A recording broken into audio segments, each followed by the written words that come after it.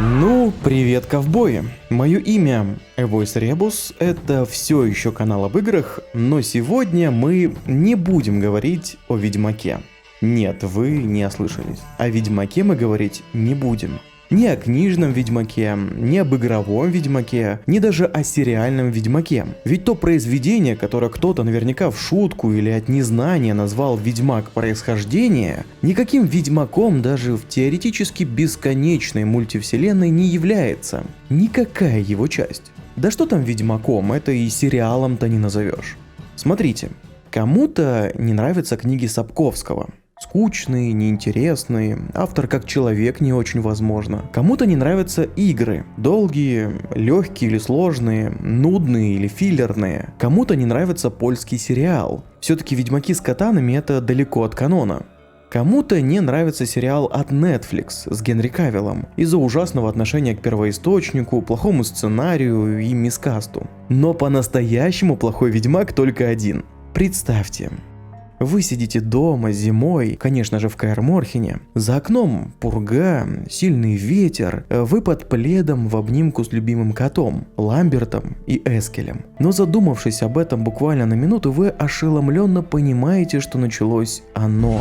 Ведьмак происхождения. На бумаге «Ведьмак. Происхождение» — это приквел сериала по Ведьмаку от Netflix, который должен был бы нам нормально рассказать о том времени, когда началось сопряжение сфер, а также как появились первые Ведьмаки. Идея на самом деле супер интересная, совершенно малоизученная, ибо в книгах почти никак не описывалось это время, и сама по себе тема вызывает легкий прилив возбуждения у любого фана Ведьмака. Ведь это по сути эпоха зарождения всей вселенной, отправная точка, начало целого мира. Потенциал больше, чем я, когда голодный, пытаюсь посчитать, сколько пельменей смогу съесть за раз. Но на деле, вот знаете, бывает ребенок в 3 года нарисует маму и папу на лужайке рядом с домом и деревом. И ты смотришь такой на рисунок, а там 3 трупа на зеленом фоне. Кто из них мама и папа, а кто дерево, даже опытные детективы не выяснят. Но так как ребенку 3 года, это его первая работа, то ты им гордишься и рисунок вешаешь на холодос, поближе к стене, чтобы случайно еще раз не увидеть. Вот и с этим сериалом. Такое ощущение, что его создал не человек разумный, а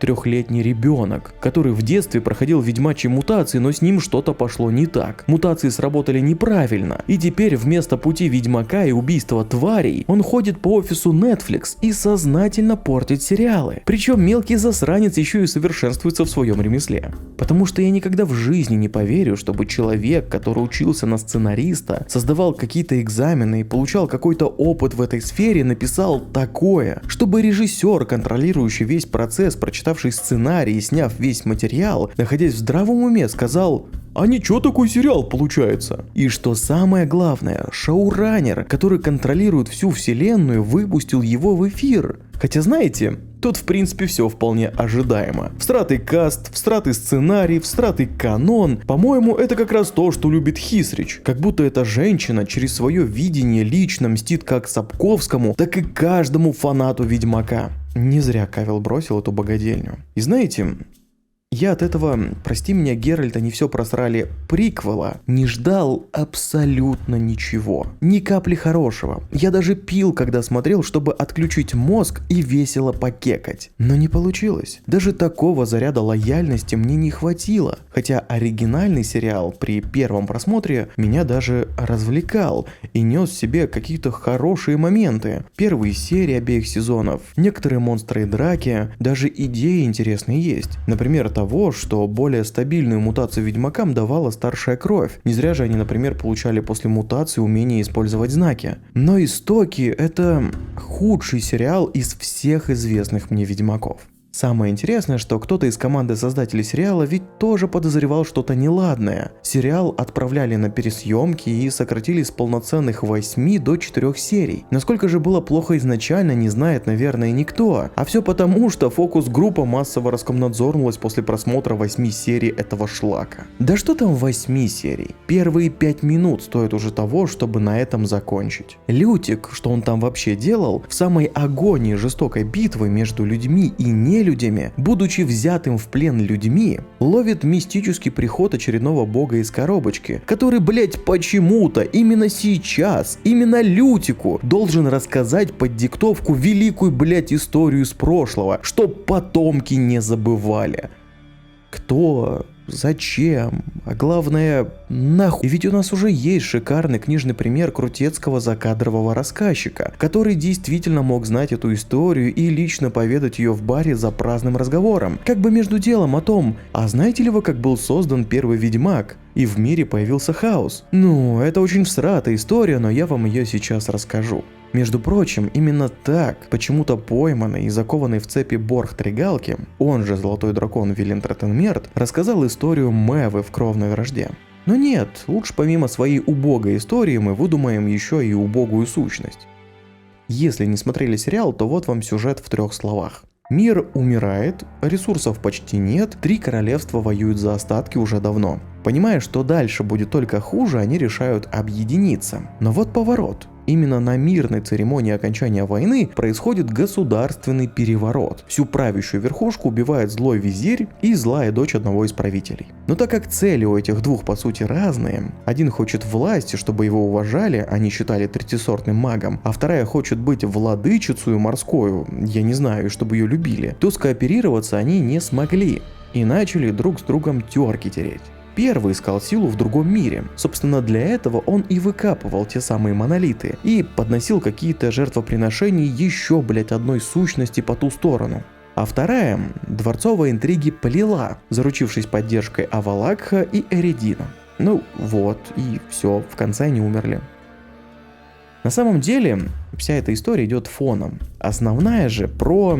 Ой, я честно не хочу даже рассказывать. Я пытаюсь логично передать вам сюжет, но у меня даже с этим сложности. Я даже не могу понять, зачем. Потому что это не Ведьмак. Эльфы и краснолюды тут уже были на континенте до сопряжения сфер, как и магия в принципе. Долбаные самотыки в землю воткнули именно краснолюды, когда эльфы еще под стол ходили, чтобы земля была плодородной. Чё, блядь? Откуда они их взяли, зачем втыкали, как они узнали, что они дают плодородие? Ладно, неважно, но черный эльф их выкапывает, чтобы с их помощью телепортироваться в другой мир и получить там силу хаоса. Как это работает? Кто это придумал? Зачем я это посмотрел?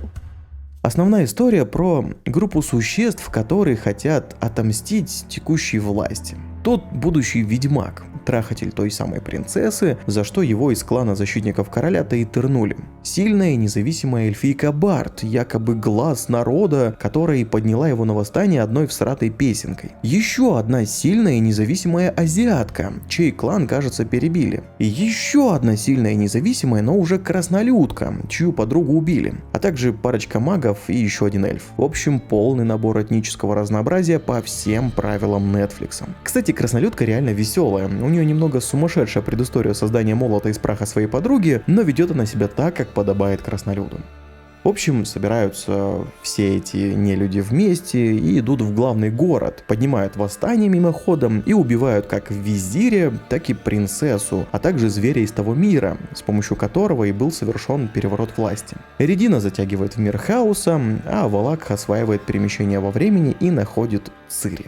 Ах да, это действительно тот самый Авалакх. А вы что думали? Чистокровные эльфы — это какие-то светлые, величественные, могущественные создания? Не, даже в прошлом, по мнению создателя Деклана де Бара, когда были настоящие чистокровные эльфы, это алчные варвары, готовые убивать и грабить как эльфов, так и представителей других рас. Это развратники, которые не против поучаствовать в интрижке с королевской особой, хотя должны были ее защищать. Это алкаши, мечтающие снять эльфийскую порочную деву, и какие-то щуплые недомаги. Впрочем, именно что-то подобное мы уже видели в основном сериале во 2 сезоне, так что не скажу, что я был сильно впечатлен увиденным. Хотя во мне, кажется, что-то в очередной раз сломалось, но надеюсь, что это было чем-то не очень важным. Куда интереснее оказался тот факт, что первым ведьмаком могла стать женщина-эльфийка. Та самая исполнительница одной единственной песни, что воодушевила людей на восстание, но она проспала. Вот так просто. И ведьмаком стал мужик. Видимо, женщину создатели не захотели просто так убивать, но должны были подчеркнуть ее уникальность, что она готова была стать ведьмаком и пожертвовать на это свою жизнь. В любом случае, поздравляю, мужики, именно из-за него ведьмаки сейчас грязные оборванные мужланы, а не симпатичные девочки, виляющие задницами нам в лицо. Хотя 4-й ведьмак-то еще не вышел, так что все возможно. Про обращение ведьмака сказать мне особо нечего. Условное развоплощение через условное испытание травами с условным внедрением мутагенов монстра из иного мира условно было совершено. Так что канон опять-таки условно соблюден. На деле же эльф, а не человек, чародеи не в первый раз чем-то подобным занимались, так что ведьмак он как бы и не первый, да? Да и цель его существования это помочь устроить политический переворот, причем уже во 2-й раз за сериал, так что получается переворот какой-то. Хотя глазки желтые, увеличенная сила, скорость и рефлексы, да и убитый монстр как бы на месте. И знаете, с одной стороны, вроде как звучит не так уж все и плохо. Даже кажется, что иногда проскальзывают интересные моменты. Но если смотреть это именно как сериал, то ощущение, будто поел дерьма. И не такого, как с Кавиллом, а именно настоящего. Как будто создатели сериала заставили заниматься именно ведьмаком, рассказывать про какие-то монолиты, первых ведьмаков, сопряжение сфер, силы хаоса, пророчества. Кстати, Итлина – это обычная крестьянка, которая работает в местной пивнушке девочкой «принеси-подай». В нее периодически вселяется какой-то бес, и она ловит флешбеки из будущего, а местный колорит над ней только ржет. Вот такая вот она, Итлина. А на самом деле разработчики хотели другого. Сделать какой-то симбиоз между Игрой престолов и диснеевским мультиком про сильных, крутых женщин, которые выживают и побеждают в этом ужасном мире, наполненным мужчинами. Ну вот и сделали они своих женских персонажей. Одна императрица, которая объединила эльфийские королевства и хотела для всех только лучшего. Другая вообще легенда своего времени, как песню не споет, так из любой депрессии выведет. И нищета сама по себе проходит. А как их нормально преподнести в этом мире и что дальше с ними делать, ребята так и не разобрались. Единственный неоспоримый плюс сериала, всего сериала за все 4 серии, 4 гребаных часа, это иногда проскальзывающие красивые виды. Если бы не они, я сошел бы с ума. Вопрос, смотреть этот сериал или не смотреть, не стоит. Я бы даже в пьяном наркотическом угаре, в состоянии клинической смерти и под дулом пистолета не смог бы назвать это произведение ведьмаком и уж тем более его истоками. Да даже сериал. Не смотрите его. Лучше подписывайтесь на телегу, там про канал и ведьмака. Или поддержите на Бусти, там ролики без рекламы и раньше выхода на ютубе. Или можно донатик отправить через Donation Alerts, это очень поддержит автора. А еще можно на канал подписаться, комментарий оставить и лайкосик с колокольчиком нажать. Потому что через несколько дней я выпущу еще один ролик про этот «Спаси меня, Гюнтер» сериал, где расскажу про ключевые моменты, важные для понимания мира Ведьмака от Netflix и его грядущего уже этим летом 3-го сезона. Потому что здравствуйте, Авалак, Дикая охота и Эридин, перемещение в пространстве, магические башни, которые стопудово будут этими обелисками, ну и так далее. Простите, за один ролик я это все не осилил. Сериал говно.